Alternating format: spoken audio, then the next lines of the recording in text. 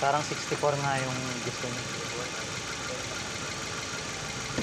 Ano bang ano nun? Kaya pag mataas, medyo matakaw lang talaga sa gasolina? Hindi, bumabalik boss. 64 pero bumabalik sa 750 yung RPM pag na-relearn ko.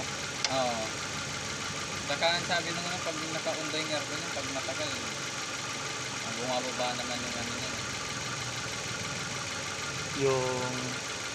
Yung parang ano niya, yung idea, nasa tama lang. Kasi pag nasobran sa zero talaga, pag naka-aircon, doon na sa parang nag-shake, nag-vibrate ng ano. Sa baba kasi.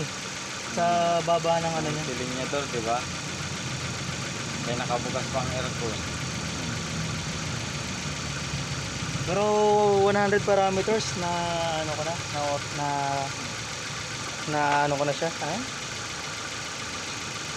Nare-learn ko na siya. Ibig sabihin yung ibang parameters okay na. Ito mo, okay pa rin naman yung ano niya, di ba? Kahit tinaas ko yung TPM. Hindi naman yung sabihin mo galit na galit. Oo. Yung nagwa-wild. Talagang kailangan lang talaga i-calibrate. Tingnan mo yung RPM niya, sir. Sir, tingnan mo dito, sir. Di ba? Yan yung pinakamaganda. Oo. Okay lang din naman yun. Importante, hindi namamatay yung ano eh. Hindi na ito mamamatay. Kasi nang nakakahiya niya sa Oo, yung sa kasanuran. nag-traffic. Kanina nga, nahiya sa kanin. Kasi namamatay talaga. Tapos syempre matataranta ka. Kahit ibalik mo sa parking, hindi gagana. Dapat pero sir, neutral. since meron siyang previous na history pala, mukhang EICB yung ano natin. Alin? Yung EICB niya, hindi niya ma-cope up yung aircon talagang. Dapat kasi tataas ng EICB yan. Oo. So ang gagawin ko, kunin ko yung EICB ko doon. Kasi pag in-airconan ko, tumataas. Tingnan natin, no? Parang isolation lang kasi since luma na palang problema niya yun, para makuha natin ang tama yung problema. Hindi yung ay natin. So ang gagawin ko ngayon, ito. Pag naka-off siya, Oo, talagang ganyan din. Pag hindi. naka-on yung aircon, Hindi to, dapat tataas siya, sir. So EICB yung problema natin. Ayan. Kukuhain ko yung EICB kung good doon. Yan natin. Tapos pag ina to, babapay lalo yan.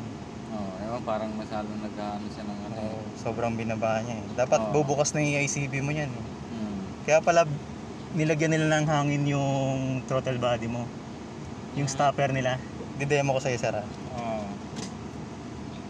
Parang siya nag-shake. Kaya pala kinompensate nila doon. Saan yung RPM? 400 na lang yung RPM mo, hindi na ano?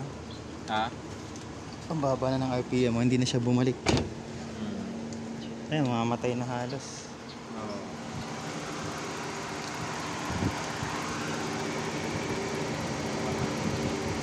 Ano ba yung pinagkaiba ng dito, sir? Yung binawasan mo dito? Tiyan mo yan. Now, ayan yun yung pandaraya na ginawa nila. Tinaas nila yung stopper dito.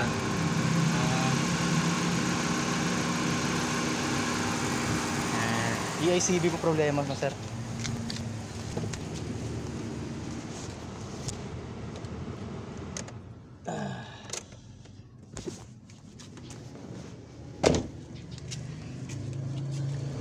Ito, syempre, known good yan, no? Tatanggalin natin yan.